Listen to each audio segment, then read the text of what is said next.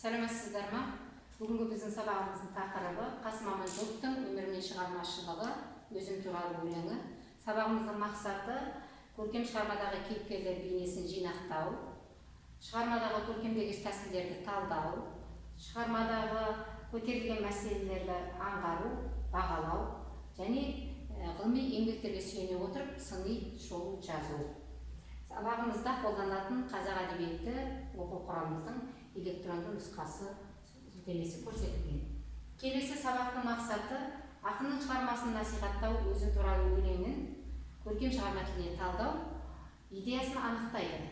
Көркем шығармадағы кейіпкерлер бейнесін жинақтайды, қолданады. Шығармадағы көркемдегіш құралдарды талдайды, дәлелдейді. Енді сабағымызда қолданылатын ақпараттық компьютерлік технология және оқу мен оқытудағы жаңа тәсілдер, оқыту үшін бағалау және қолдануды бағалау. Келесі, Қасым Аманжоловтың өмірі мен шығармашылығы шолу, ақынның жарыққа шыққан шығармалары мен қазақ әдебиетіне қосқан үлесі, ақынның шығармасына және ақынға қаламдастарының берген бағасы жайында біз бүгін сабағымызды жалғастырамыз. Сабағымызда практикалық бөлімінде қалай жұмыс жасайды екенбіз, соған назар аударайық. Бірінші, талдау жинақтау жұмысымыз, бірінші тапсырма, өздік топтық жұмысымыз. Онда шығармаға сүйене отырып, берілген ақпараттың ақиқат не жалған екенін анықтаймыз және ақиқат десек қалай қолданамыз, жалған десек қалай анықтаймыз, соны көрсетеміз. Келесі екінші тапсырмамыз, ойлан жұптас пікірлес. Шумақтағы лирикалық қаһарманның қолданыстағы көркемдегіш тәсілдерін анықтаймыз, әр шумақ бойынша жұмыс жасаймыз. Келесі үшінші тапсырмамыз, талдау жинақтау бойынша жұмыс жасалынады. Көркем шығармадағы әдеби теориялық ұғымдарды ажарлау, құбылту тәсілдерін анықтаймыз. Төртінші тапсырмамыз, идеяларды жинақтап түйіндейміз. Әр топ шығармашылық жұмыс жасаймыз. Шығармашылық жұмыс 3-4 топта жұмыс жасалынады. Келесі тапсырмамыз, ой толғаныс, бесінші тапсырмамыз, стоп кадр әдісі бойынша ақынның өлеңін шумағын жалғастыр. Сен қалай ойлар едің деген жұмысымызды жалғастырамыз. Сабағымыздың соңында кері байланыс жасалынады. Енді сабағымызға кіріспес бұрын Қасым Аманжолов ақынның өмір жолы қандай болды? Біз сол деректі фильмге назар аударайық.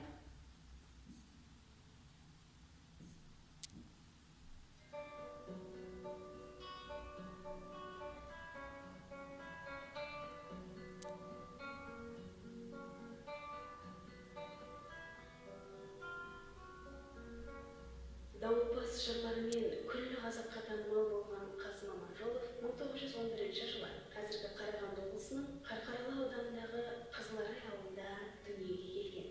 1923 жылы Қасымды ағасы Ахметжан Семейдегі бастауыш мектеп-интернатқа түсіреді. Мектептен кейін Қасым Семей мал-дәрігерлік техникумында оқиды.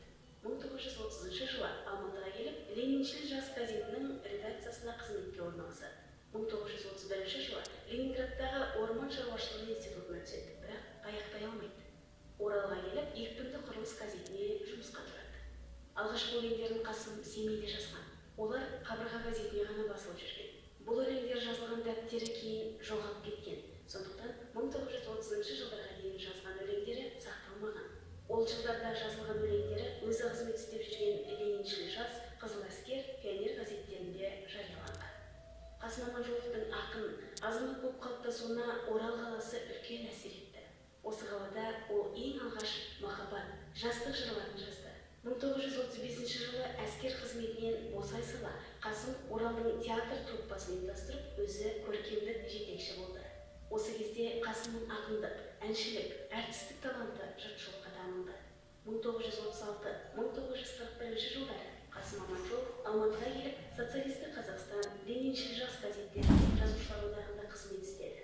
Бұл кезде ол өлеңмен қатар әртүрлі тақырыпта мақала, очерк, фельетондар жазды. 1939-1941 жылдар аралығында Қасымның шығармашылық өрлеу дәуірі басталды. Осы кезеңдерде жазған өлеңдерінде ақынның өрісті ойлары, терең сезім қуаты, өткір тіл байлығы байқалады.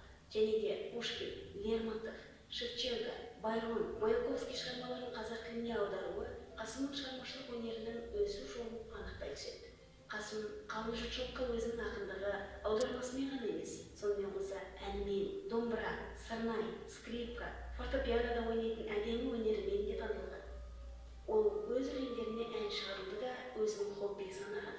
Дариға сол қыз, туған ел, өзім туралы, айтшы жаным атты өлеңдері бүгінгі жақсы әндер қатарына қосылады. Қасым Аманжоловтың бірінші өлеңдер жинағы 1938 жылы «Өмірі сыры» деген атпен шықты.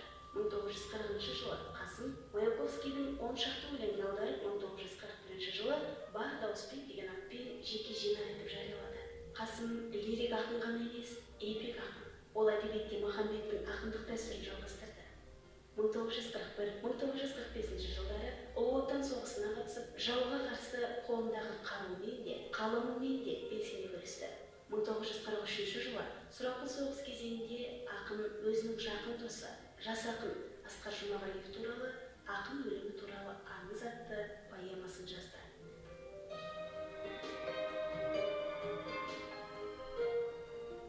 Өз айтқандай, дауыл мен оттан жаралған ақынды туған еді, қарқаралы халқы дауылпаз ақын деп атайды. Себебі Қасымның қай өлеңін алсаңыз да, дауыл, найзағайлы қара бұлт, от жалын қаптап жүретіні рас. Оның соғыстан кейінгі тұңғыш жинағының аты да «Дауылпаз» деп аталады. Ақынның 100 жылдық мерейтойына орай белгілі ақын Серік Сағынтайдың ұйымдастыруымен Қасым атты республикалық әдеби қоғамдық журнал жарық көрді. 200 беттен тұратын бұл журнал 2 айда бір рет жарық көреді. Онымен қоса Қасымның «Өзім туралы», «Дариға сол қыз», «Айтшы жаным» тағы да басқа 18 әніне енген ән жинақ жарық көрді.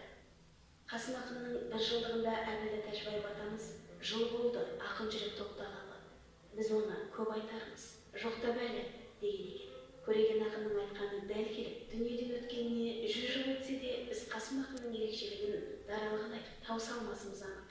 Сенен, саған деген махаббатым ескіріп жер астында қалмас шіріп дегендей, артында жалынды жырлар қалған Қасым ақынның аты ешқашан өлмек емес. Ақын бізге жоғарыдан қарап, «Ей, тәкаппар дүние, маған да бір қарашы. Танисың ба сен мені? Мен қазақтың баласы» деуін тоқтатар емес. Дүниеге келер әлі талай Қасым, оларда бұл Қасымды бір байқасын. Өртке деген дауылдай өлеңімді қазақтың өзі емес деп кім айтарсың?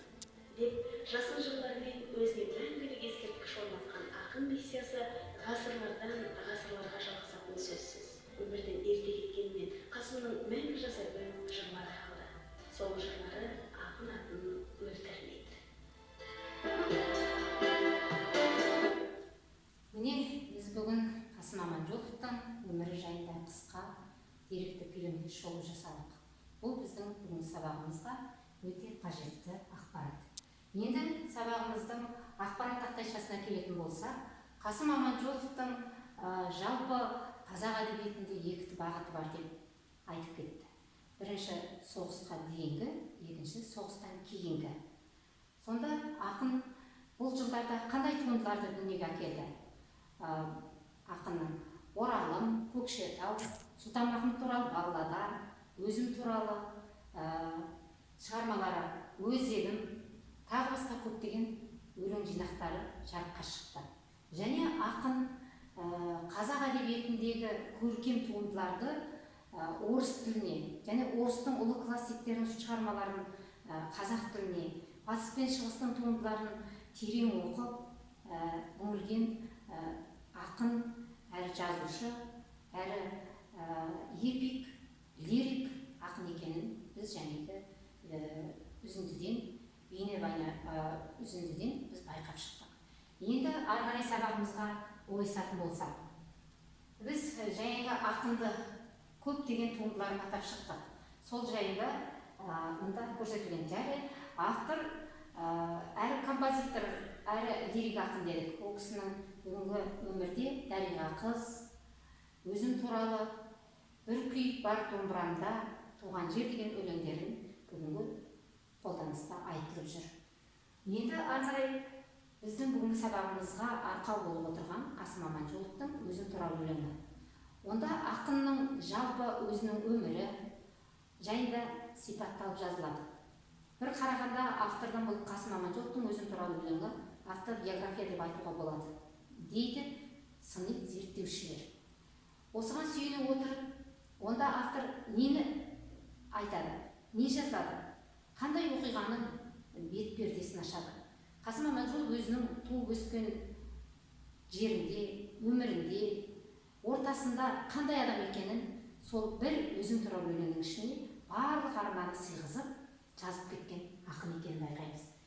Енді ақынның Өзім туралы өлеңінде көп қырлы, терең мағыналы автобиография ретінде жазылды деп айттық. Онда ақын өлеңінде аға ұрпаққа аманат, келер ұрпаққа парыз, адам тіршіліктің мәні, адамгершілік жайды, адамзат тіршілігінде жеке тұлға ретінде қарастырады. Адам болмысындағы орны, өмір мен өлім, тірі мен шіріктің адам өміріндегі қандай қиын екенін және ұрпақ пен дәстүр жалғастығын, ақынның келер ұрпаққа аманатын біз осы өлеңнің жалпы құрылымынан байқаймыз. Енді деректер не дейді? Және де видео үзіндіден біз тыңдап кеттік. Бізде деректе былай дейді: Қасым Аманжолов қазақтың ұлы ақыны.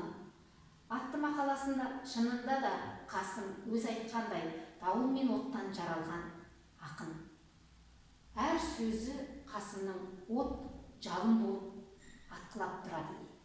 Міне осындай ұғымды Ғабу Қайырбеков айтады. Дәл осындай поэма туралы алғашқы пікір айтқан Қабит Мүсірепов былай дейді: Қасым ақын жанның бар толғауын кек үшін сезім тереңнен түгел бере алады. Жалынды сөзбен жауға, аттанарға жан сезіммен жас тамшылатар ақын, сөзі өзгенің жүрегін тербей шыққан ақын деп бағалайды. Дәл сондай ақынды Абділда Тәжібаев бұл батырдың қанмен жазылған, әр сөзі оқ болып атылып, от болып шашылып тұратын оптимист трагедия деп бағалайды. Міне сол сияқты қазақ ақын жазушыларының бір-біріне берген туындысына және өзіне кереметтей баға, сын көзқарастарын білдіріп жатады. Бұл ақын тарапынан өте орынды және бүгінгі қоғамда орны бар тұлға екенін біз бағалай аламыз. Келесі сабағымызға ойысатын болсақ, біз және бейне таспадан және сабағымыздың бастапқы құрылымынан байқап шықтық. Онда біз нені түсіндік, нені ұқтық, нені назар аударамыз, неге? Тапсырмамызда біріншіде шығармаға сүйене отырып берілген ақпараттың ақиқат не жалған екенін анықтаңыз дейді. Оны мысалы 1941-40 жылдардағы қанды қырғында қып-қызыл өрттің ішінде болды ма ақынымыз? Егер иә десеңіз, ақиқатқа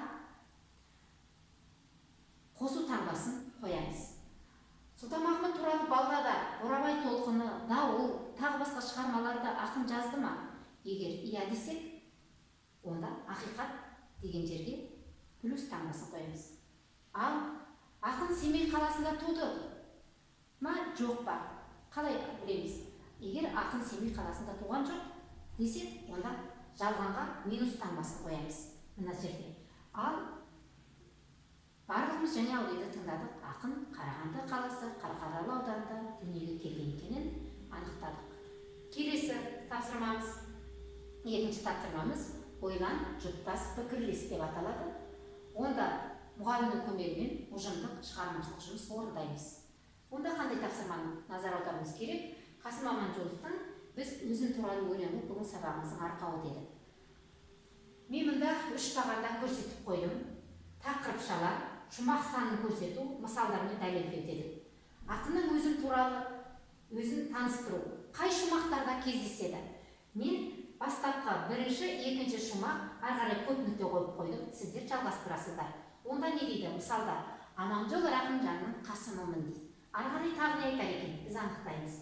Келесі, өлең туралы толғанысы ақынның қай шумақтарында кездеседі? Мен 11 деп бастап қойдым. Ары қарай көп нүктеге сіздер жалғастырасыздар. Серінің семсеріндей сертке таққан дейді. Ақын осылай деп 11-ші шумақта айтады. Сіздер жалғастырасыздар. Келесі, өмір мен өлім өлім жайлы толғанысы қай шумақтарда кездеседі? 7-ші, 8-ші, ары қарай тағы да көп нүктені сіздер қай шумақта кездесетінін жалғастырасыздар. Бір күн от өмірім қалса өшіп дейді. Бір күнім от өмірім. Келесі туған ел, жер толғанысы туралы қай шумақтарда кездеседі? 5-шіде мен анықтадым, сіздер ары қарай жалғастырасыздар. Дүние жалт-жұлт еткен кең мекенім деп автор сипаттайды. Міне біз қазір ойлан жұптас пікірлес бөлімінде 1, 2, 3, 4 бағанда автордың шығармасын топтама жасадым. Енді сіздер дәлелдеп көрсетеді деп ойлаймын. Ары қарай қалай мен шумақ санын топтастырып көрсеткен сіздерге назар аударып көрсетейін. Міне ақынның өзі туралы таныстыруы 1-ші, 2-ші, 12-ші, 19-ші шумақтарда кездеседі екен. Дәл осылай өлім туралы толғанысы 11, 12, 13, 14-ші шумақтарда кездеседі екен. Өзім өмір мен өлім жайлы толғанысы 7, 8, 9, 10, 11, 12, 21, 22, 23 шумақтарда кездеседі. Туған жер, ел туралы 5-ші, 6-ші, 7-ші, 8-ші, 18-ші шумақтарда кездесетінін анықтадық. Керемет, ары қарай келесі жұмысымыз қалай жалғасады? Талдау, жинақтау жұмысымыз дейді. Көркем шығарма тіліне әдеби теориялық тұрғыдан ажарлау мен құбылту тәсілдері бойынша жұмыс жасайды екенбіз. Енді мен сіздерге Қасым Аманжоловтың Өзім туралы өлеңінің көркемдегіш тәсілдерінің сандық жүйесін көрсетіп қойдым. Бұл бізде қалай талданады? 1-ші метафора, 2-ші эпитетті метафора, 3-ші эпитет, 4-ші кейіптеу, 5-ші лирикалық қаһарман, 6-ші эпифора, 7-ші теңеу, 8-ші метонимия, 9-ші дерексізді деректендіру. Міне осы талдау ұғымның ретін біз өлең шумақтарынан кездестіреміз. Мысалы, 1-ші шумақта өзге емес, өзім айтам өз жайымды, тереңде тұнып тұрған дауыл күйді, тебірентіп тулатып бір қозғайында дейді. Бұл шумағында біз жүрегім жалын атқан деген сөзді біз метафора деп белгіледік. 1 деген санмен қызылмен белгілеп қойдым. 2-ші тереңде тұнып жатқан дауыл күйді 2 деп белгілеп қойдым. Эпитетті метафора қандай күйді? Дауыл күйді. 3-ші тебіреніп дегенде мен 3 деп қойдым. Қайтып, тебірентіп, тулатып бір қозғайында. Бұл бізде эпитет болады. Енді осы шумағымызға мен жиынтық белгісін қойдым. Онда мен 4 деген санды қойдым. Бұл кейіптеу. Лирикалық қаһарман өз тарапынан сөйлеген шумақ екен. Келесі шумағымыз 2-ші. Аманжол Рақымжанның қасымымын, мен қалған бір атаның жасығымын. Біреуге аспандағы асылымын, біреуге жұртта қалған жасығымын. Неге ақын солай деді? Міне осы арада біз нені байқаймыз? Біреуге жұртта қалған жасығымын, 1 метафора. Біреуге аспандағы асылымын, метафора, 1 деп сан қойдым. Міне, өмірдің өзінде адам баласы біреуге бағалы, біреуге бағасыз болып келеді екен. Соны автор ауыспалмағанда қолданған. Және бұл шумақты жиынтық бағамен мен 4 деп белгіледім. Бұл бізде кейіптеу болады. Келесі шумағымызда сол жерге қалармын ба, мәңгі тоқтап, жоғалып жер бетінде сүрлеу соқпақ. Немесе бастармын ба екінші өмір, жалынды жыр жолында қызыл шоқ болды.